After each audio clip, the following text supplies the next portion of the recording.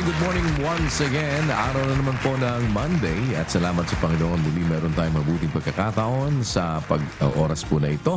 At kami po ay bumabati sa inyong lahat saan man panig ng daigdig kayo naroroon. Live po tayo napapanood dito po sa ating mga social media accounts sa Facebook at YouTube channel ng UNTV at Good Morning Kuya. Every Monday tayo po naman ay nakakasama nyo kung meron pa tayong buhay, lakas at mabuting pagkakataon dito sa ating segment na Rise and Shine. Start your day right, start your week right at tayo po ay magpasimula muna sa atin pong mga pagdalangin, pagpatagubilin sa Panginoon para tayo po ay patnubayan sa ating mga paggawa.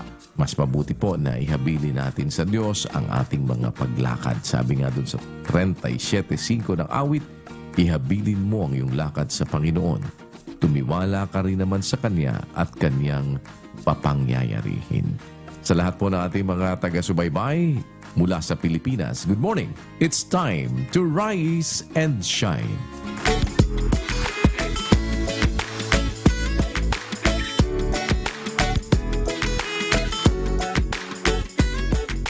At ngayong araw po ay makakasama naman natin ng ilan sa ating mga kapatid sa MCGI Nueva Vizcaya Chapter upang tayo po ay minsan pang tulong-tulong na umabot sa ating mga kapwa-tao ng walang pagtatangi. Ano man po ang inyong wika, lahi, relihiyon o ano man po ang inyong political affiliation. Kung tayo po ay mayroong kaunting magagawa at may tutulong, pagdamutan po ninyo ang aming makakayanan. Kasama po ang ating mga kapatid naman sa MCGI Nueva Vizcaya Chapter. Naroon po ating representative, si Brother Alexander Bautista. Brother Alexander, magandang umaga sa inyo dyan. Good morning, rise and shine. Good morning po, Kuya. Good morning din po sa ating mga kasambahay na nakatutok ngayon sa MCGI Cares. Pagbati po ng pag-ibig at kapayapaan. Maraming salamat po sa Diyos sa mabuting pagkakataon na muling makabahagi sa kanyang gawain, kagaya po ng programang MCGI Cares sa pag-aabot sa ating mga kapwa, lalo na po sa ating mga kapwa na nangangailangan, sapagkat ang pangunahing aral sa atin ay pag-ibig! MCGI Cares! MCGI Shines! Milyong salamat sa Diyos! Back to you po, Kuya! Maraming salamat, Brother Alexander Bautista at sa lahat po ng ating mga kapatid dyan sa Nueva Vizcaya sa MCGI. Ang members ng Church of God International ay patuloy din naman po sa iba't ibang mga paggawa na sama-sama nating pagtutulong-tulong upang makaabot sa ating mga kapwa-tao at maging maliit na kasangkapan na ang kabutihan ng Panginoon ay makarating sa kanila. Salamat po sa inyong patuloy na pakikipagkaisa, pagbati sa inyo dyan, ang pag-ibig at kapayapaan sa mga kapatid natin sa Nueva Vizcaya Chapter, sa lahat po ng nakamonitor sa inyo dyan. Babalikan namin po kayo mamaya para alamin natin na sama-sama kung sino naman sa atin po mga kapwa-tao dyan sa Nueva Vizcaya ang atin naman pong aabutin. At bago tayo po magpatuloy sa mga nag-iisip ng lulutuin mamayang tanghali, bago po kayo naman ay mag-isip pa ng iba pang mga putahe para mamayang hapunan, eto naman, isipin nyo baka pwede sa pananghalian ang stir-fry spare ribs. Paano ba ito niluluto? Narito po sa ating Cook It Right.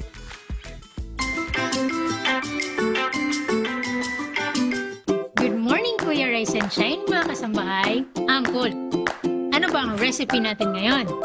Ang recipe natin ngayon ay isang masarap na Chinese-style dish. Alam ko yan. Masarap na lumpia. Uy, hindi Di pa tayo tinuruan ni Mami Bet. Ay, Mami Bet. So kung hindi lumpia, ano? Ito ay paborito ni Malu. Malu? Yung Malu, yung malusog, tsaka malumanay. Ito ay ang stir-fry spare ribs. Nakakatakam naman yun. Ang cool, simulan natin. Siyempre. Tara, magluto na ta. Let's cook it right. Ingredients: 1 kilogram chopped spare ribs, 1 teaspoon salt, 1 teaspoon ground black pepper, 5 teaspoons soy sauce, 2 teaspoons cornstarch, 5 teaspoons minced garlic, 5 teaspoons small diced onion, 5 teaspoons small diced green bell pepper, 5 teaspoons small diced red bell pepper, 1 liter cooking oil.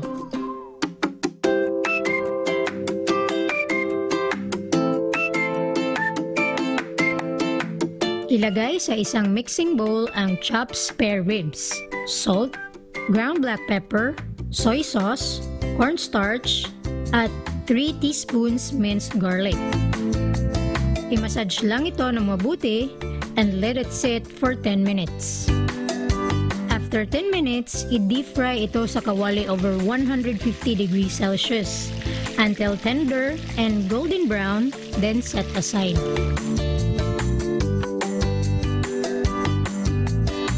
Gisahin ang natirang 2 teaspoons of minced garlic, lutuin hanggang sa mag-golden brown. Isunod naman ang deep-fried spare ribs at ang small diced onion and bell peppers. Mix it well on high heat hanggang sa lumabas ang aroma ng bell peppers. Ayan, luto na yung ating stir-fry spare ribs. Yes, at ang dish na ito is also popular in other parts of Asia like Japan and Korea, where it is also known as teriyaki. At sa halip na pork ang gagamitin natin, pwede rin kayong gumamit ng chicken or beef. Tara, kain tayo!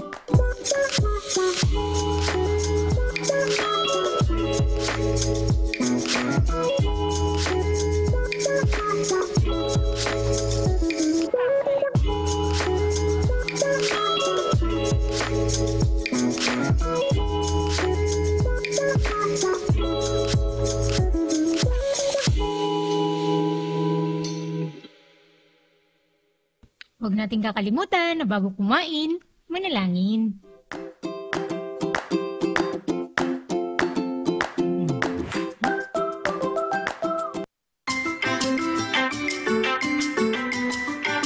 Alam niyo ba na isa po sa mga itinuturing na pinakamatalinong hayop ay ang baboy? Bakit kaya nila nasabi na matalino ang baboy? Panoorin niyo sa atin pong Wonders of Creation.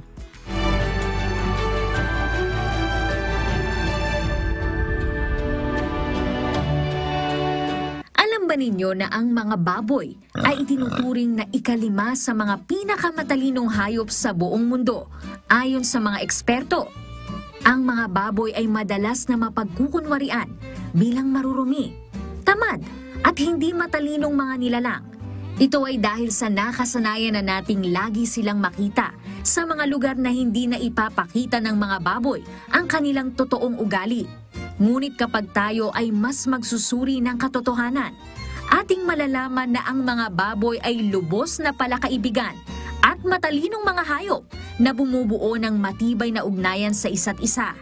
Napapanatili nilang malinis ang kanilang mga sarili at ang kanilang mga kapaligiran sa pamumuhay. At alam nyo ba na mas gusto nila ang lumangoy kaysa ang paglubog sa putik? Kabilang sa intelektual na katalinuhan at kakayahan ng mga baboy ay ang mga paraan kung paano sila nakikipag-ugnayan sa isa't isa at ng iba pang mga uri ng species. Ang kanilang kakayahan na magpakita ng emosyonal na contagion, ang kanilang likas na pagnanais na mapanatili ang isang malinis na lugar ng tirahan, at ang kanilang kakayahang makaramdam ng sakit at pagdurusa. Ang mga baboy ay matalino, maaalalahanin, emosyonal na mga hayop, bagamat bilang isang lipunan ay madalas na hindi natin sila tinatrato ng ganoon. Salamat po sa Diyos sa panibagong kaalaman na ipinauunawa sa atin.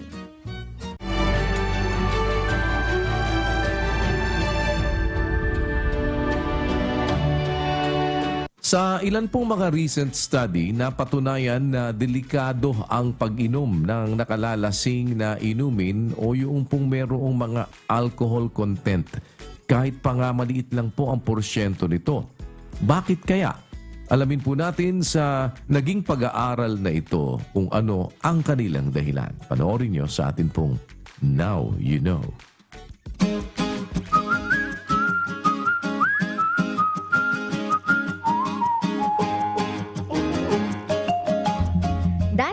Marami ang naniniwala na a glass or two of wine is good for the heart.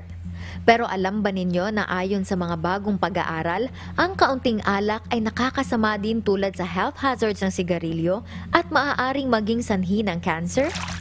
Sa mga dating pag-aaral, ang red wine ay di umano makatutulong sa kalusugan ng puso dahil sa nagpapataas umano ang alcohol ng HDL o ng good cholesterol. Pero ayon sa mga bagong pag-aaral, marami ng ebidensya na hindi totoo na nakabubuti ang pag-inom ng alak sa kalusugan. Sa iba pang pag-aaral, naobserbahan na ang benepisyo sa kalusugan ng pag-inom ng red wine ay dahil sa healthy habits na kasabay ng pag-inom ng alak at napagkamalian lamang na ang benepisyo sa puso ay dahil sa pag-inom ng alak. Sa mga bagong pag-aaral natuklasan na kahit kaunting alak lamang ay maaari nang magkaroon ng pagtaas ng presyon o high blood pressure at maaari din na maging sanhi ng sakit sa puso. Dagdag pa rito ang pagkakaroon ng atrial fibrillation o ang hindi normal na tibok ng puso na maaaring magdulot ng stroke at pamumuo ng dugo. Nakakasama ang alcohol dahil sa sinisira nito ang DNA o ang material na naglalaman ng impormasyon ng ating pagkakakilanlan o katangian ng tao. Kapag uminom ng alak, nagiging acetaldehyde ang alcohol at ang kemikal na ito ang sumisira sa DNA at pinipigilan din ng kemikal ang pag-repair o pagsasaayos kapag may nasira sa katawan. Bukod dito, naaapektuhan ng acetaldehyde ang organs ng katawan. Sanhi din ng oxidative stress ang alcohol na nakasasama sa cells ng katawan. Kapag nasira ang cell sa katawan, maaari itong maging cancer cells. Ilan sa mga uri ng cancer na direktang sanhi ng pag-inom ng alak ay ang cancer sa bibig at lalamunan, cancer sa atay, breast cancer, at colorectal cancer. Ang cancer sa atay at colorectal cancer ay bunga ng sobrang pag-inom ng alak. Pero ang breast at esophageal cancer ay dahil sa pag-inom ng kahit anong dami ng alak. Ayon sa mga pag-aaral, ang alcohol ay isang carcinogen na maihahalin tulad sa sigarilyo. Kahit 2 o 1 baso ng alak lamang ang inumin, mas may posibilidad na magkasakit ng cancer kumpara sa hindi umiinom ng alak. May kasabihan nga na an ounce of prevention is worth a pound of cure, kaya mas makabubuti na umiwas na bago pa magkasakit. Now you know!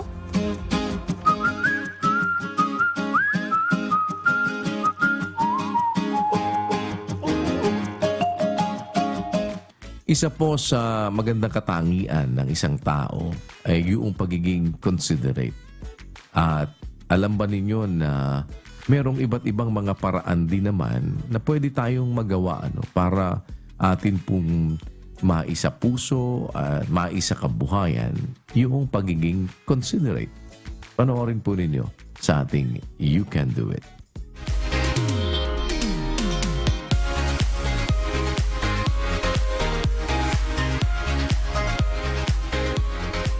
Philosopher Arthur Schopenhauer once said, "Politeness is to human nature what warmth is to wax."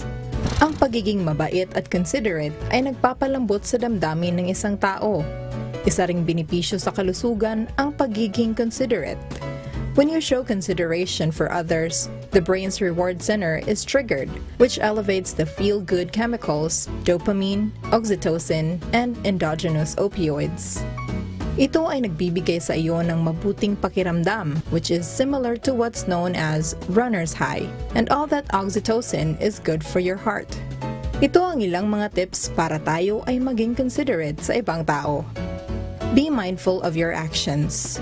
Maging maingat tayo sa ating mga ginagawa. Laging isipin na bago tayo gumawa ng isang bagay, i-consider din natin ang opinyon o damdamin ng iba. Empathy. Intindihin natin ang sitwasyon ng ibang tao. Put yourself in their shoes and imagine how they might be feeling in a given situation. Respect boundaries. Kung may topic na ayaw nilang pag-usapan or kailangan nila ng personal space, hayaan natin sila. Active listening. Makinig sa iyong mga kasama, bigyan ng atensyon kung ano ang kanilang mga sinasabi and avoid interrupting or thinking about your response while they're still speaking. Use polite language.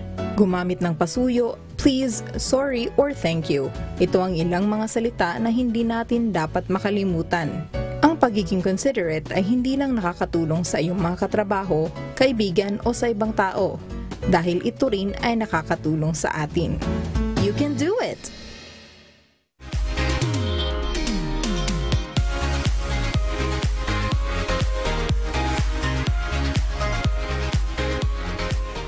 At of course, alam niyo po ang isa sa pinakamagandang bagay talaga na maaari nating magawa para maumpisahan natin ang anumang mabuting bagay na ibig nating magawa. Yung pagkatakot sa Panginoon. Alam niyo, sabi nga po, ang pagkatakot sa Panginoon ay pasimula po yan ng karunungan. Sabi dun sa 111 at 10 ng awit.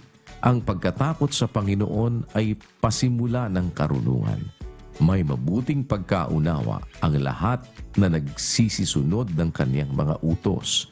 Ang kaniyang kapurihan ay nananatili magpakailanman. Kami po ay nag-aanyaya sa inyo sa pag-aaral ng mga katwiran, ng mga salita ng Diyos. Pwede niyo pong mapanood yan sa ating MCGI channel. Pagtalakay naman ng iba't ibang mga bagay ng buhay para po maiugnay naman natin doon sa mga katwiran at salita ng Diyos at tayo ay mabuhay ng ayon naman doon sa sinasabi po ng Ebanghelyo ng ating Panginoong Jesucristo. Sana po paki-like, share and subscribe po ninyo ang ating MCGI channel at makakapanood po kayo ng maraming mga bagay na maaari naman nating mapakinabangan sa ating pang-araw-araw na buhay. Kung mayroong mga iba't ibang panuntunang ginagamit tayo, ay higit pong napakaganda na magamit nating panuntunan yung mga salita ng Diyos sa kung papaano naman tayo po makikisama, paano tayo magdadala ng pamilya, paano tayo mag-uugali, ano yung mga magagandang bagay na pwede natin pong isa kabuhayan. Yan po ay mayroong mga sinasabi mula naman sa banal na kasulatan. At sana po ay paki-like, share and subscribe po ninyo. Minsan pa ang atin pong MCGI channel. Sa ilalim po niyan, meron tayong iba't ibang mga sub-channels na maaari ninyo mapanood. Kasama na po yung iba't ibang mga awitin, mga inspirational songs, mga awit ng pagpupuri, at iba't iba pong mga bagay na ating maaaring mapakinabangan.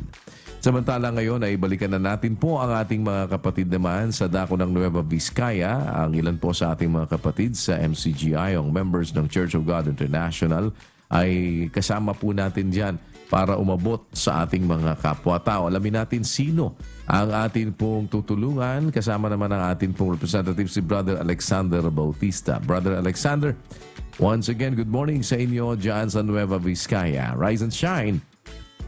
Good morning po Kuya at good morning din po sa ating mga kasambahay na nakatutok ngayon sa MCGI Cares. Kasama po natin ngayon Kuya ang mga kapatid po mula dito sa Bambang, Nueva Vizcaya at kasalukuyan po narito po tayo ngayon sa GK Aliaga Elementary School dito po sa Barangay Aliaga, Bambang, Nueva Vizcaya. At sa awa at tulong ng Diyos Kuya, kasama po natin ngayon, Kuya, ang mga kapatid po dito sa Bambang, Nueva Vizcaya. At kasalukuyan po, narito tayo ngayon sa GK Aliaga Elementary School.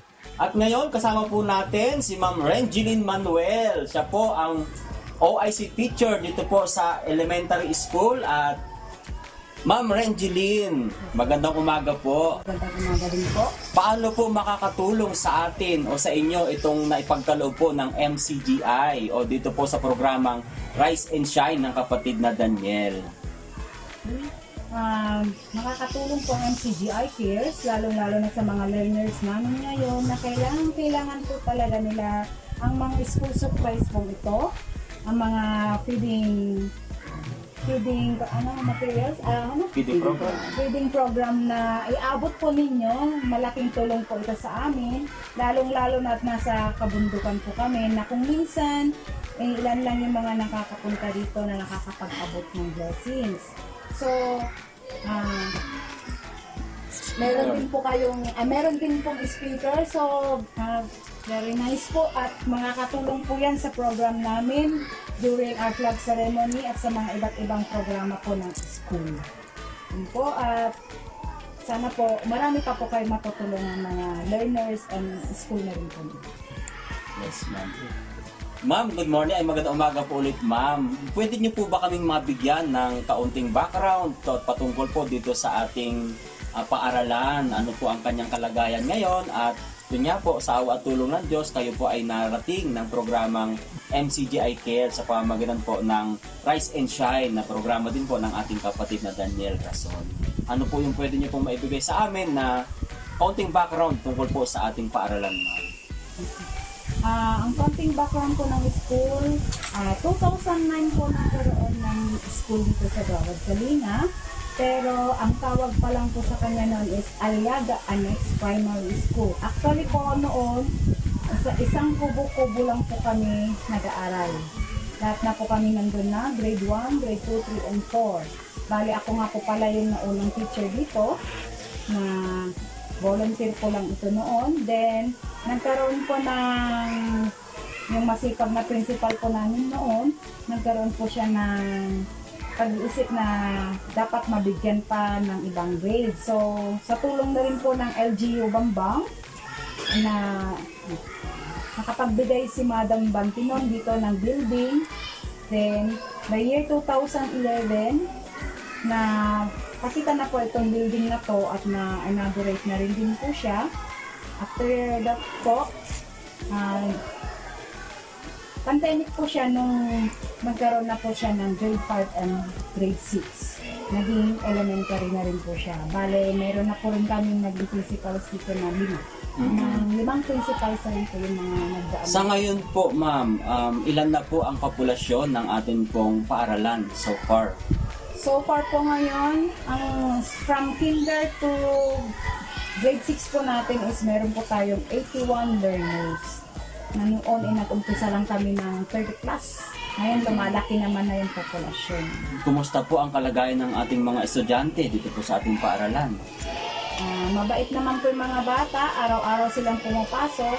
Pero kung minsan po talaga hindi na iiwasan na pag walang baon yung mga bata, kahit malasot yung school, hindi na sila pumapasok. At yan po ang munting kahilingan dito po sa Barangay Aliaga, Bambang, Nueva Vizcaya. Dito nga po sa GK Aliaga Elementary School. At sa kalooban ng Panginoon ay sana makatulong po ito sa kanilang pang-araw-araw na pag-aaral dito po sa kanilang paaralan. At muli po, salamat sa Panginoon sa pagkakataon na makabahagi po dito po sa programang MCGI Cares. At narito po ang mga kapatid dito po sa Bambang, Nueva Vizcaya.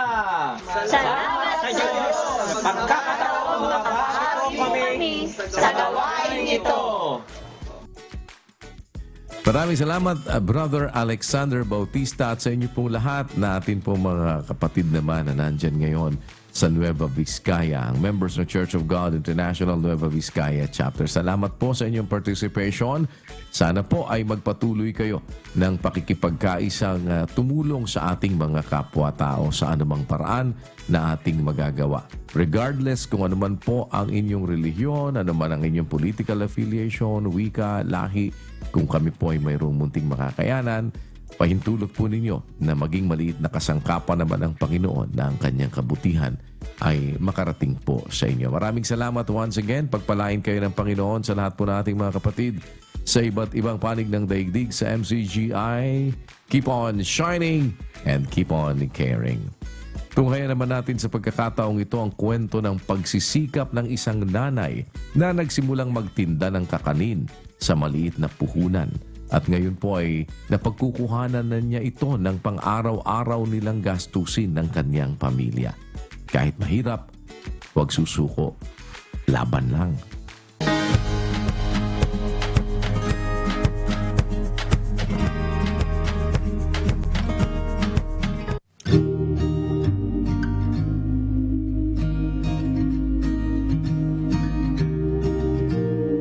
Ako po si Cece Manalaysay, 44 years old. Nakatira ako sa Dasmariñas, Cavite. Ang ginagawa kong trabaho, yung online seller. Nagpapa-order ako, ganyan, ganito. Okay naman sa umpisa. Kala nyo nagkaroon po ng pandemic, nawalan ho ako ng income. Hindi pa ako masyado nakaipon nun. Yun, doon na nag-umpisa, kanya-kanya na. isip kung paano ang paraan, kung paano kami makakabuhay. Mga anak ko nag-aaral pa noon. Nakapag-isip ako, yung biyanan ko kasi, sabi, nagluto siya ng biko. Sabi niya sa akin, ito gusto mo gawin mong marunong ka ba magluto nito? Ngayon nga, natuto nga ako magluto, tinuruan ako ng biyanan ko. Ngayon, ang problema, puhunan. Ngayon, nakausap ko yung kasamahan ko sa church, nanghiram ako ng pera. Puhunan kong nahiram ko sa kanya noon, 1,000. Kaya nakapagbiko ako, sinubukan ko. Sabi nga ng biyanan ko, wala namang masama kung susubukan mo. Kung magustuhan nila, salamat. Kung hindi, ganun talaga. Basta subok lang. Laban lang, di ba? Pumunta ako sa mga kapitbahay ko, pinuplit-putlit ko dahil nga bawal nga lumabas eh. Ayun, doon na nagsimula, nagustuhan naman nila. Hanggang sa gumawa na ako ng puto, yan, sapin-sapin, kutsinta, hanggang sa nilako ko na. Ang tinda ko kasi, para hindi ba magsawa ang tao, sa loob na 1 linggo, 3 beses. Sa umaga, minsan naman sa hapon. Yung iba naman nilalako ko, yung iba naman iniiwan ko po sa bahay. Kasi meron din akong pang online bag. Awa naman ng Diyos, nakaka-survive naman. Siguro pagka gumawa ako ng 20 styro, ang kita ko na noon, 1,000 na. Merong sapin-sapin, merong biko, minsan naman puto, kutsinta. Pagdating ng gabi, mga hapon pa lang namimili na ako. Yung mga magagaang lang ba. Kasi yung pinapamili ko, yung ititinda ko sa umaga, 4:00 naman yung araw, doon na ako bumabangon, doon na ako nagluluto, nagpe-prepare na ako. Matatapos ako niyan, mga 6:30. Mga 7 o'clock, lalabas na ako ng bahay para maglako na sa labas. Hanggang 9:00. Nagugustuhan naman din po nila merienda sa hapon. Nagtitinda naman ako ng, kunyari, bibingkang latte, puto bongbong. Kasama na rin yun sa online. Ino-online ko, pinopost ko. Ganun pa man, kahit nahihirapan ka, kailangan mo eh. Kailangan mo talaga magsikap.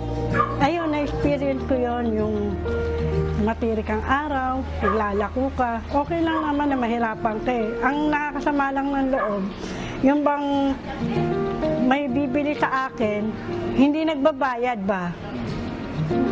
Tapos tatakbuhan ka. Eh di, tinalikuran ko na lang. Siyempre, naiinis, nagagalit. Siyempre, naghirapan ko yun eh. Ang hirap kumita eh. Opo, ganun talaga eh. Yun lang ang magagawa natin eh. Pwede patawarin na lang natin siya. Nakakabayad ako ng kuryente, tubig. Nakakatulong ako sa asawa ko sa mga bayarin niya. Sa anak ko naman, yun, baon, project ng sa eskwelahan. Kumbaga dyan po ako kumukuha ng pangkain namin sa araw-araw.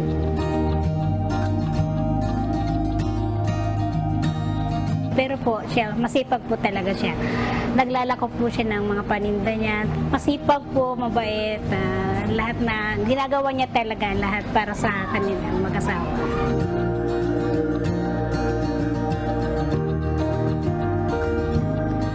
Si Ate Ceci po, bilang kaibigan, siya ay masipag, lalo na po ay, gaya niya, walang trabaho yung asawa niya, siya yung naglalako mula umaga hanggang hapon po. Minsan po magkikita kami dyan sa daan, tinatawag niya ako. Yun pala, sabi niya, may dala siyang paninda. Ayun, una nung binigyan po niya ako.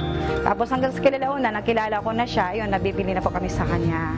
Yung masipag, maging mabuting tao po naman si Ate Ceci po. Ang nakakahiya yung tamad. Wala kang hanap buhay. Ang lakas-lakas mo pa eh. Tapos anong tamad-tamad mo? Wala naman. Wala akong pinagsisisihan. Saka masaya ako dito eh. Sa umpisa lang naman nakakahiya yun eh. Yung una talaga nakakahiya. May papayo ko lang siguro. Kasi dito nga tayo mas lalong sumisigli. Lalo na pag nakakapagbigay tayo sa pamilya natin, sa mga anak ko. Ayun ang inspirasyon ko, mga anak ko. Yung masaya ako sa ginagawa ko, gusto ko to, hindi ako nahihiya dito. Sa buhay naman talaga, kailangan talaga laban lang ng laban, di ba? Para sa pamilya natin, sa pangangailangan natin. Basta ano lang, tuloy lang. Huwag lang tayong mahiya sa paglalako. Ipagkatiwala po natin ang lahat sa Diyos, ang ating lahat ng mga ginagawa. Lakipan lang natin ng sipag at tiyaga, laban lang.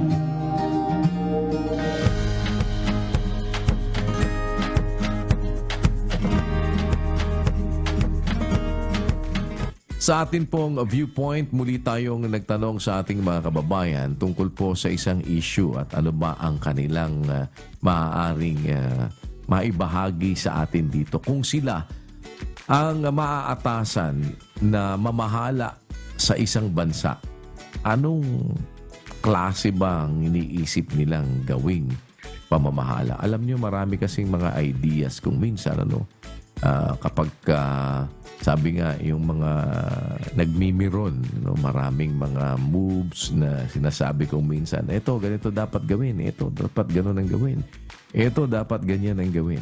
Kaya po, atin na po silang kinausap, tinanong natin ang idea naman ng ating mga kababayan. Kung sakali sila ba ang mamamahala ng isang bansa, anong klase namang kayang pamamahala po ang iniisip nilang gawin? Baka sakali namang meron ding makuha yung mga namamahala sa atin, at sa iba't ibang lugar at sa iba't ibang mga paraan o kung ano man, hindi man isang bansa ang kanilang pinamamahalaan. Pero kung sila naman ang tatanungin sa issue ito, ano bang klaseng pamamahala ang iniisip nilang gawin at bakit? Pakinggan po natin ang kanilang mga naging kasagutan. At tayo namang tumunghay din sa ilang mga bagay na maaari po nating matutunan mula sa mga banal na kasulatan.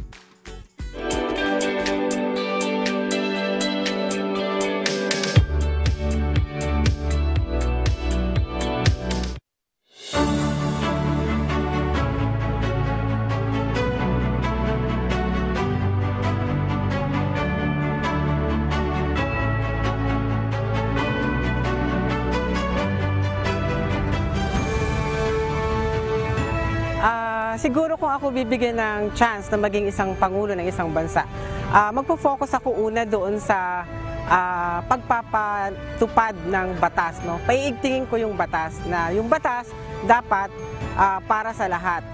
Dapat yung batas pantay-pantay. Pag ang tao kasi may takot at saka sumusunod, magkakaroon ng pagkakaisa.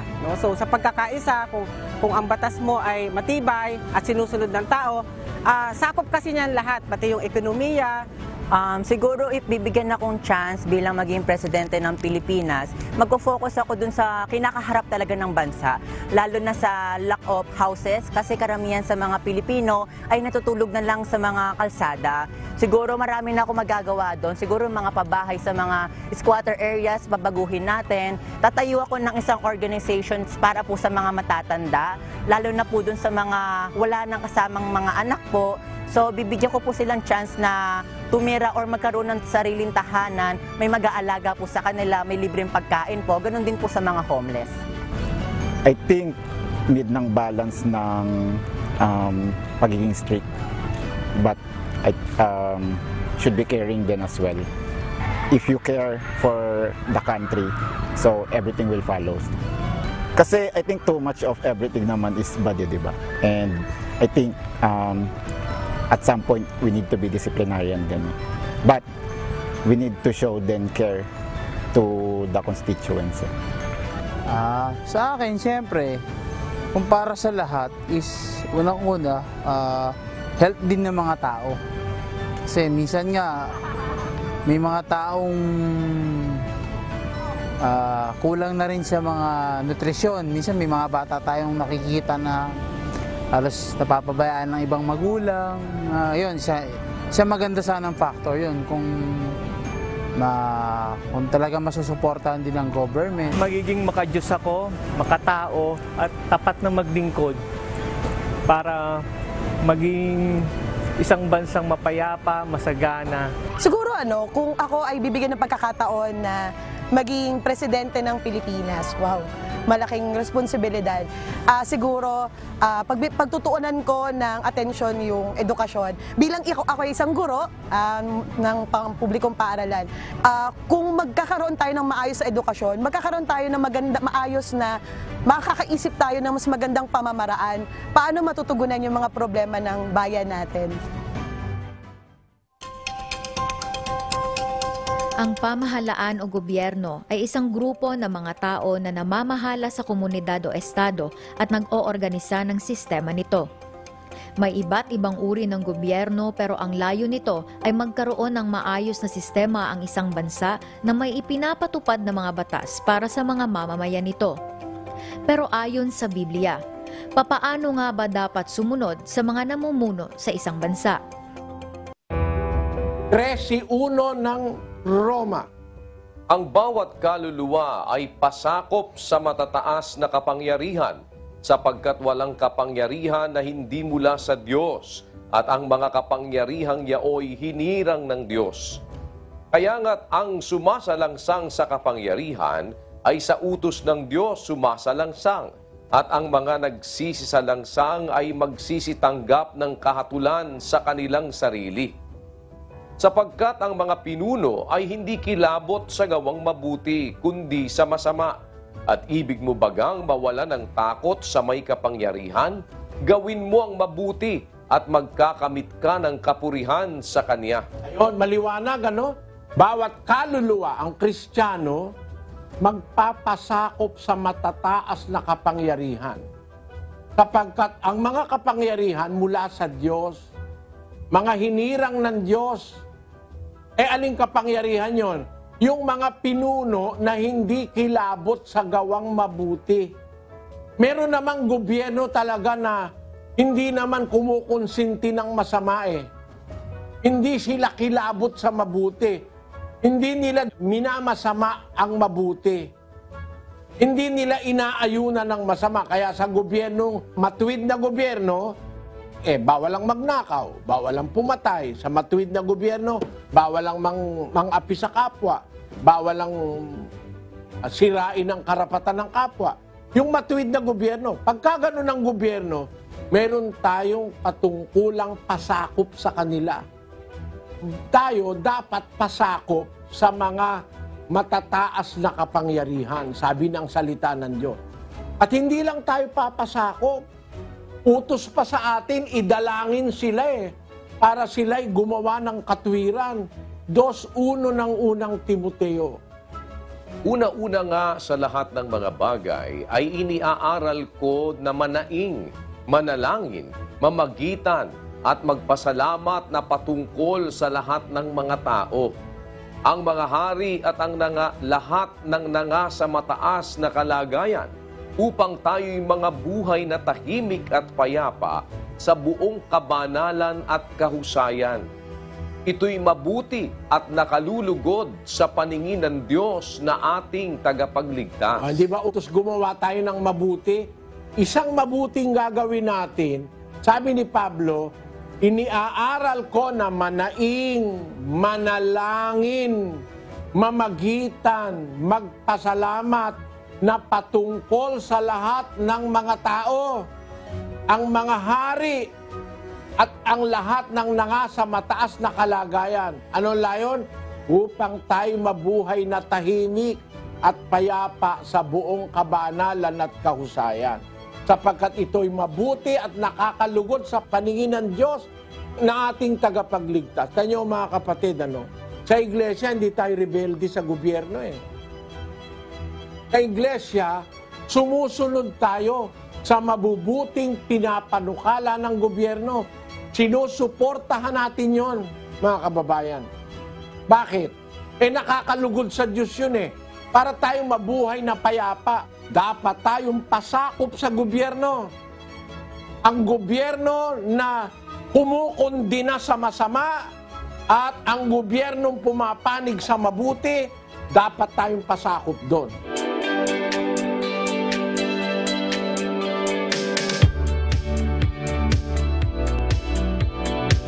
At sa atin pa rin po, patuloy na layunin naman na makahikayat, makaimpluwensyang gumawa ng kabutihan at umibig sa kapwa-tao, na ang bawat mabuting pagkakataong mayroon tayo ay atin pong samantalahin na gumawa ng mabuti. At huwag nating kalimutan yung sinasabi po doon sa 6 at 8 po ng Efeso, na ang sabi nga po ng banal na kasulatan, yaman ang wikang na pag-aalaman na anumang mabuting bagay na gawin ng bawat isa ay gayon din ang muling tatanggapin niya sa Panginoon, maging alipin o laya.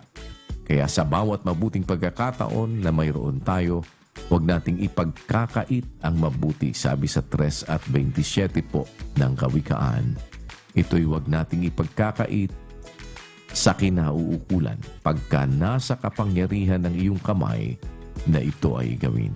Kaya po patuloy naman ang ating paghikayat sa ating mga tagapanood, taga-subaybay na sana ay maging kabahagi tayo ng mga paggawa ng kabutihan sa ating po mga kapwa-tao sa mga pagkakataon lalo na mayroon talagang nangangailangan at alam nating mayroon naman tayong kakayahan para sila ay matulungan.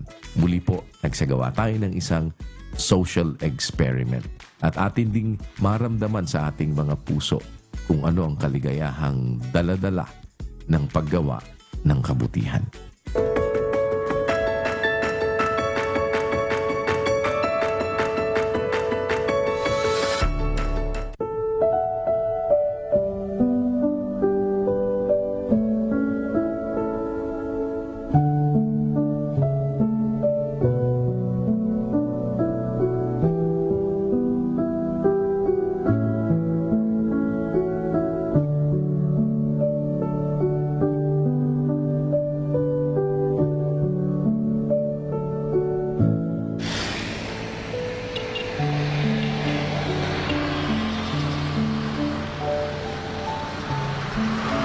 Kuya,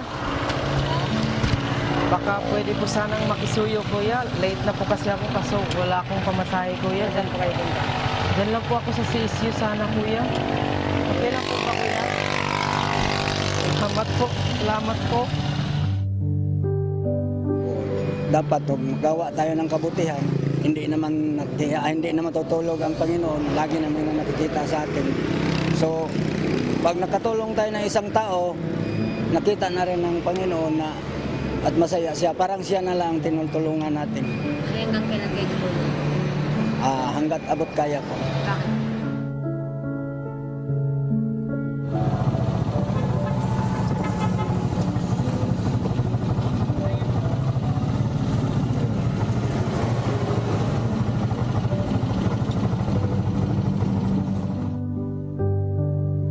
Gawa na lang tayo ng kabutihan hanggat makakaya pa natin at makikita naman sa lahat ng tao na ang puso natin bukad sa pagtulong ng iba na nangailangan. At nakatulong ako ng kapwa tao huwag nangangailangan man. Kung may katulong ako, hanggat kaya ko, ibigay ko naman.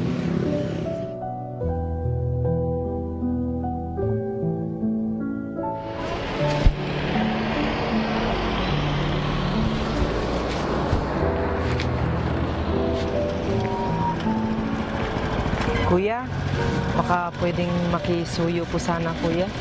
Nalilate na po kasi ako, so wala po akong pamasahe. Sa CSU po sana, kuya. Okay lang po ba? Okay lang po ba? Ay, naku, salamat po. Maraming salamat po, kuya. Sa una po, makasakay mga gudgon mi po. O mga nanay o nang habal-habal na motor. O nang maluoy po kung naimo ang iyo.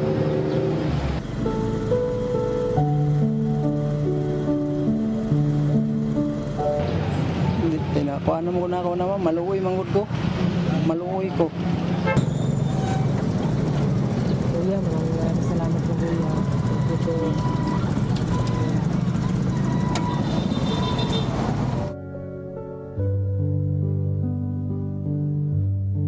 Hindi, kung ikakuan, ikatabang ko.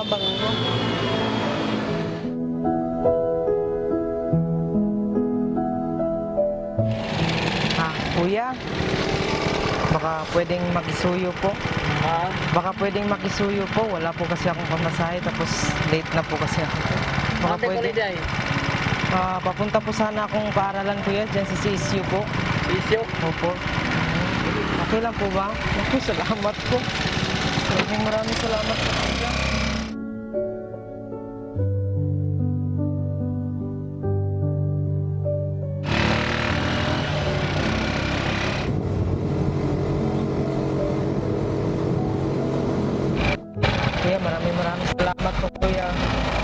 Pasensya na po talaga, kuya.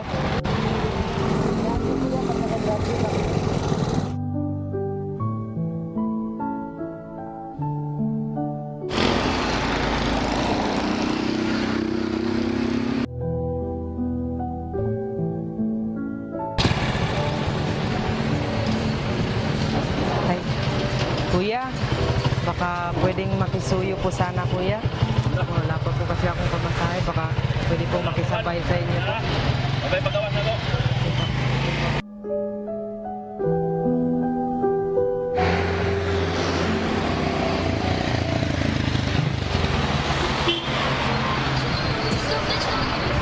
Kuya, baka pwede pong makisuyo po, kuya.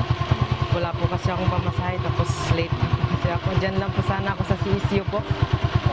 Payo lang. Ay, okay lang po. Maraming salamat po.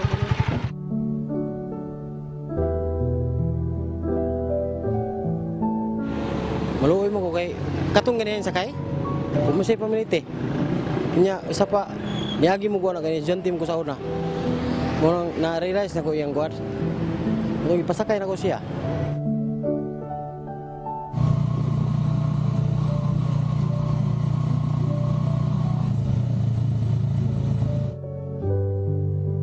Mabot na kaya mong panahon nga magkatabang kag tao, balikan na kaya pong ka.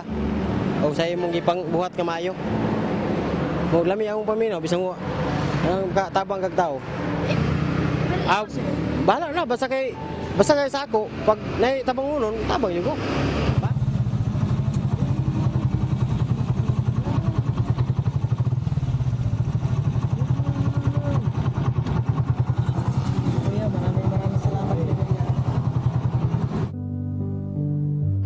Salamat ako Ginoo kay kung nakatabang ko sa tao og nalipay pong Ginoo.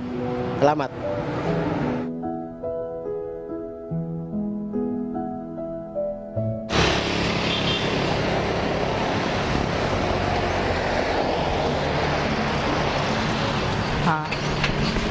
Kuya, baka pwede pong makisuyo po sana, kuya. Nalilate na po kasi ako so wala akong pamasahe po. Asa man ka man to? Sa CSU po sana ako, kuya. Okay lang ba? Maraming salamat po. Ako ma'am, gusto na ko makatabang kay napo ko yung mga anak na estudyante po. Ang sa akin lang ma'am, importante ay makatulong ako.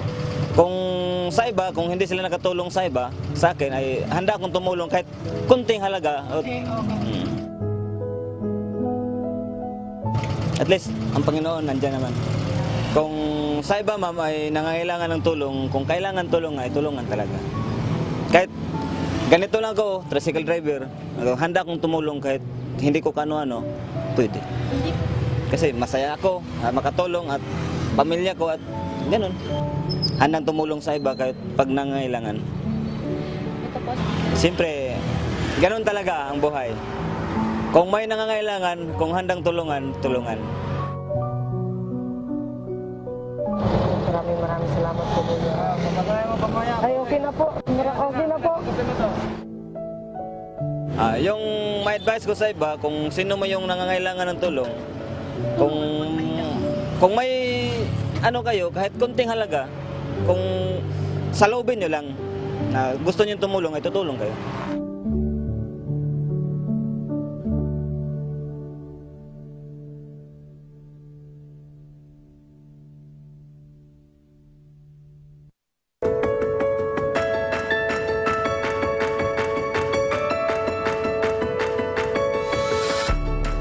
Bago po tayo pansamantala magpaalam, muli po kami ay nag-aanyaya sa inyo sa pagpapatuloy po ng ating mga pag-aaral ng mga doktrina ng ating Panginoong Jesucristo, mga katwiran pong hango mula sa mga banal na kasulatan. Tuloy-tuloy pa rin po yan, nasa day 11 na po tayo ng ating mass indoctrination. Alas 7 po ng gabi, Philippine Standard Time. At ang Rise and Shine segment ng Good Morning Kuya ay inyo po na mapapanood every Monday, God willing, sa atin po namang programang Good Morning Kuya. 6 a.m. po tayo.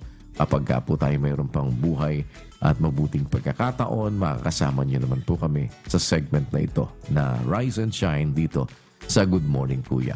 Ang atin naman po mga public services, tuloy-tuloy pa rin sa atin po serbisyong bayanihan, Monday to Friday, 4 in the afternoon.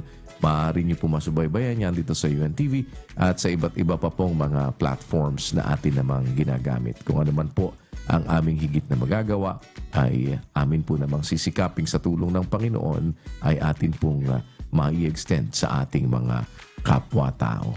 At ganun din po, nandyan po yung ating MCGI Digital Clinic. Maaari po niyo matawagan yan at libre lang naman po yan kung meron kayong ibig na ikonsulta sa atin po mga doktor. Meron po tayong mga problema sa kalusugan. Maaari po kayong makatawag po dyan sa ating MCGI Digital Clinic Hotline. At ganun din po, meron tayong tatlong umiikot po na MCGI Mobile Optical and Dental Clinic sa buong Pilipinas. Yan po ay Luzon, Visayas at Mindanao. Kung meron po kayong mga ibig na may konsulta o kung gusto yung magpabunot ng ngipin o kung ano pa man pong dental services na dala-dala ng atin pong mobile dental and optical clinic, meron din pong para sa mata. Kung makikita po ninyo yan, meron naman tayong mga schedules kung saan po sila naroroon at nakastation. Libre lang po ang serbisyong ibinibigay natin dyan. Maaari po kayong lumapit sa atin pong mga coordinators kung makikita nyo pong na nakaparada yan sa inyong lugar. Maaari po kayong makapag-avail ng libreng serbisyong dental at libreng serbisyong optical. Kasama na po yung ating mga pinapamigay din ng mga salamin para po naman dun sa mga talagang nangangailangan. Isang maliit po na paraan upang tayo naman ay makaabot din sa ating mga kapwa-tao sa pagpapatuloy po ng ating namang mga sama-samang pagtutulong-tulong na maging maliit na kasangkapang ipahayag ang karangalan ng Diyos. Yan po ay walang pinipili, hindi po tayo dyan na nagdi-discriminate. Ano man ang inyong religion, ano man po ang inyong lahi, wika, kulay. Kung kayo po ay nariyan sa may lugar, maaari po kayo mapagsilbihan ng libre ng atin pong mobile, dental, and optical clinic. Minsan pa po maraming salamat sa inyong naging pagsubaybay at umaasa po kami magpapatuloy kayo ng panonood ng ating mga palatuntunan dito po sa UNTV at sa iba't iba pa pong mga social media platforms na atin namang ginagamit. In a little while, magpapatuloy pa po ang programang Good Morning Kuya. Pansamantala kami naman po ay magpapaalam at nagpapasalamat na minsan pa sa inyo pong naging pagsubaybay. Mananatili po na sa Diyos ang lahat ng karangalan at kapurihan magpakailanman. Sa lahat po ng ating mga kapatid sa iba't ibang panig ng daigdig, sa members ng Church of God International. Keep on shining and keep on caring. To God be the glory. Good morning.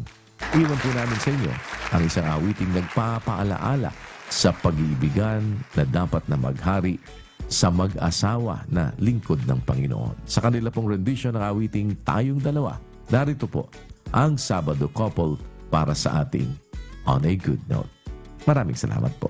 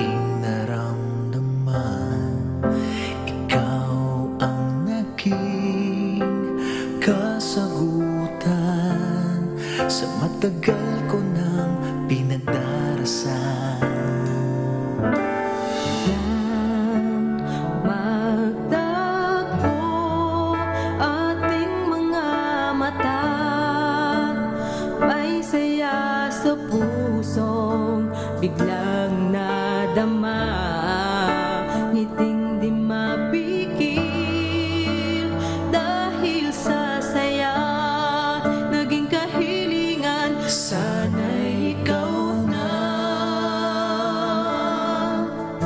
Ngayon ay pagbubuglurin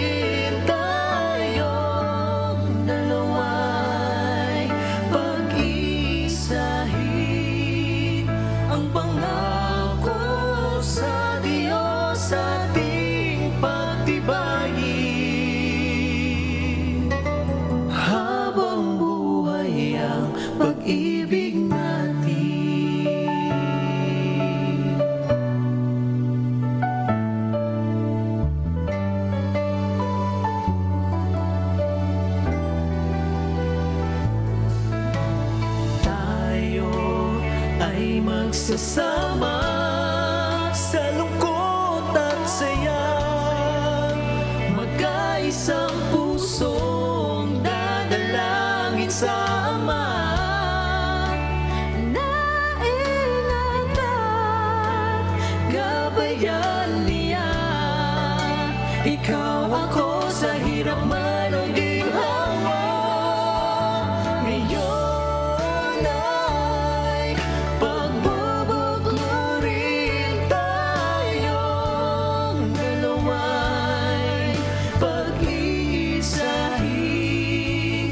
Ang pangako sa Diyos ating pagtibayin, habang buhay ang pag-ibig natin.